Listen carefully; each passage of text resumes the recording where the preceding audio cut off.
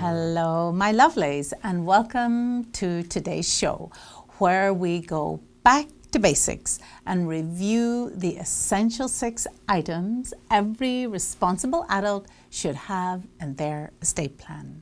And for you, my beloved caregivers, listen up.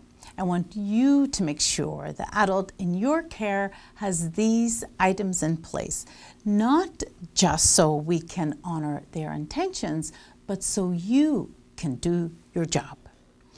My essential 6 items are a will, a trust, power of attorney for finance, healthcare, end of life instructions, and a roadmap. Most of us know what a will is. It determines who gets your stuff and who is in charge. However, a will alone does not keep your estate out of probate. For example, mom and dad have a home in joint tenancy. No problem upon the first death. Home stays with the survivor, but upon the death of the survivor, the home will not go to the children without probate, even if mom and dad have a will. Probate is not a monster.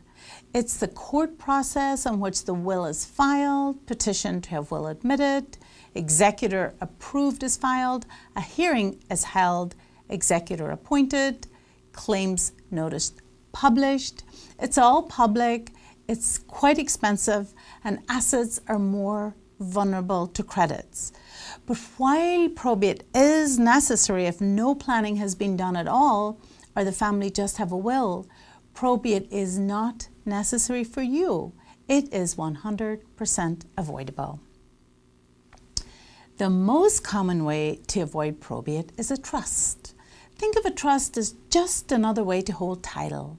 In the scenario we discussed, if mom and dad had a simple residential trust to hold their home instead of joint tenancy and just a will, the children would have taken that home very simply without probate. A very common trust in our community is the living trust, or revocable living trust. It's a marvelous instrument. Think of the living trust as your treasure chest. Who do you want in charge of the treasure? That's the trustee. You at first, and then you determine who's your follow-up and who gets what. But who gets what goes way beyond a will. You can build in lots of goodies, lots of protection. You can protect your children's inheritance from creditors, predators, divorcing spouses, even themselves if they're vulnerable. You can also build in special needs planning, children's trust, grandchildren's trust, tax savings, pet trust, to name a few. Whatever your family needs are, you tailor your trust exactly to your needs. Then we fund your trust. That is, we align your assets with the trust, get your home in there. If you have a vacation home, your business interests, get the trust named as owner of your investment accounts, perhaps beneficiary on your retirement accounts, your insurance policy, and maybe have the trust named POD on your bank accounts. There is so much we can do. Save money not just in probate, but on taxes. The typical living trust is simple, easily managed by a family member as trustee, and usually wrapped up within a few months after death with no court involvement whatsoever. The next document in my essential 6 is your power of attorney for property. You are still here, but either temporarily or permanently unable to handle your affairs. You may have a trust, but there will be certain accounts not in the trust, such as retirement accounts, and you need to name someone to pay your bills, transfer funds, step into your financial shoes if you have an accident, illness, or get dementia, or even just that diminished capacity that comes with great age. The 4th item in our essential 6 is a power of attorney for healthcare. Essential. If you don't do anything else, get these two simple little documents in place. They're not about life after death or who gets your money, your life savings. These documents are about taking care of you.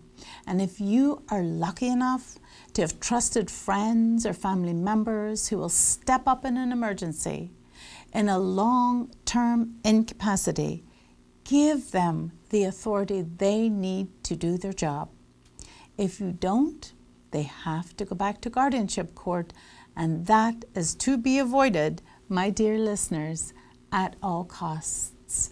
I have done enough guardianship cases to know no one is happy with that arrangement. It is very public, it's a court process, it's intrusive, it's expensive, and a huge impediment to the loved ones taking care of you. And that can be avoided with these simple little powers of attorney. Talk to your family about your healthcare wishes, your decisions, including your end-of-life choice, which takes me to number 5 on my list, the living will. I don't say everyone should have a living will, but I do say everyone should think about their end-of-life choices and what they want if they are on life supports and doctors have determined that they're not coming back. If you know you do not want to be kept alive that way, make sure your family knows and get it reflected in your documents in 2 ways. One, in your healthcare power of attorney, you can make your decision, let your family know, your agents, and then you also have a living will.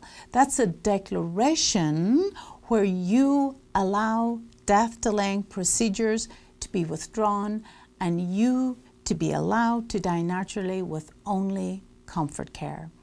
I have had many clients say they had to make that decision for their mother or father, and they do not want their loved ones to have to make it for them. You make the decision now, get it into your documents, and you take that difficult decision out of their hands. The last item in my Essential 6 is not a legal document at all, but in fact a roadmap to the documents, decisions, your assets, bank accounts, statements, policies, your digital assets, online accounts, passwords, medications, instructions for pet care, funeral, burial, wishes, arrangements, contact persons. No stone left unturned. This is golden for you, your spouse if you do the paperwork in the family, your caregivers during your life, and the smooth transfer of your estate after death so much easier. Most of you have gone through grief. You know how crushing it is, how the simplest task feels difficult. You feel like you're wading through water just trying to function.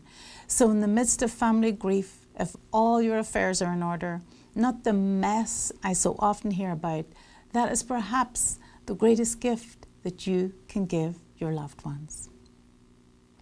For those of you who have been listening since 2013 when we aired our first show, you know I devote my legal career to estate planning.